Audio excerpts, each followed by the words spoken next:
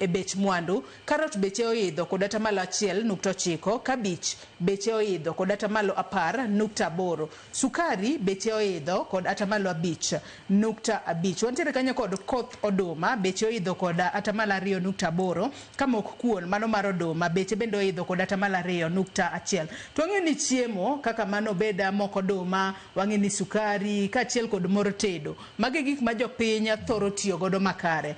Ang'o momiyo kata kinde mathoth waneno ka weche maka chiemo makamagi nengo gi idha pile ka pile, kata bedo ni inflation to koro wacho ni sani koro inflation beto dok piny Kenya nitiere kama ber, uchumi marwa ber. Jaindi iwinjo ka wacho matene wach bottom up transformation agenda. Mago to mana marketing. Akere mang'ana chene lungo nango. Ingini Kibaki no biro gi moro kan Vision 2030. Iwire kamano. Mondo wanene kamano.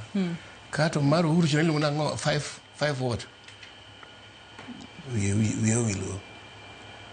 Uhuru no biro gi 5-point agenda or something. Momo na gilungo kamano. To mago to mana gik ma joria ko acho. Magitimo go marketing. Gima timore ni gimiluongo ni economics kada uchumi kaka wawache ni ok en gima winjo tek. Gima miyo nengo gigi wacho ko nengo gi odhi nyime en gima jo economists luongo ni scarcity. Tiene ni gima onge ndalo Christmas ka jiringo dhi Kisumu mang'eny to uneno ka fare nengo dhi malo nikech scarcity. Koro gik mineno nengo gi odhi malo odhi mamalo nikech gi onge ok wapuro maber, ok wapuro gi maber. E gima ikuongo ipuonji e class mar economics ni supply and demand.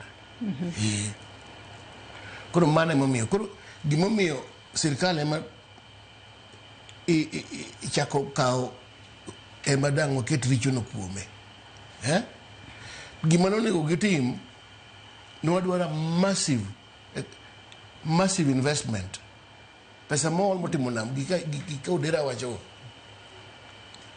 Kishne gikelo mbolea to wach mbolea wach mar gine mowuoke.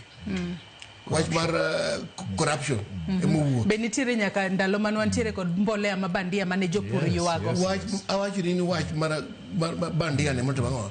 Ema nodhi nyime maber. To ne gibiro gi rieko moro ne ka nengo dhi marach. Kapok ne gibedo telo kata dweche 3 ne giwacho ni gik ma nengo gi ni malo gi wadwa omo rice mondo oket gini chien, wadwa omo sukari. Mano no lokore corruption maduong' ma ji nitie kara ji manie kod sani e wach gineno ka ne time. Omiyo de otime kata mathurwa kucho. One of the things ma wadwaro malich bing'e ni sani ji wacho ni nengo ngege, nengo Nairobi ka ng'eny moloyo kako chalo Kisumu kata Kindu Bay. Nengo ngege beche yot Nairobi ka moloyo e dho wath moloyo kamo loso kumowuoke. Koro mano ng'isi ni wan gi gik mang'eny, distribution issues, inefficiencies, wan gik mang'eny mapod theko. Dine wabede kata ni wakawo gimiluongo ni storage. Wa invested storage facilities. Baraf mokel madongo dho nam. Maka ng'ato ogolo rech ne to keto kanyo. Onyalo uso kawuono. King'eni joka gin gi uso ka pinyo gi kodhiambo. Koro uso nengo mayot nikech gino biro kethore. Ka wanyalo bedo gi program mar gero yore e dho nam. Wabedo gi program mar keto storage facilities e dho nam. Koro miyo kiweche dho mar economics ni problems wan go ni kimiluongo ni supply side. Dino donje gi massive investment, pesa mang'eny miole, wach mbolea, kidhi thurwa kucho, mechanization, imiyo ji tingni mar pur, koa medo production koa medo pidho carrot, mobedo go mang'eny, nengo ne dok chien. koro momiyo an kama ablame gie ya ni nok gitimo ok gitimo matek ahinya e loso supply side issues go.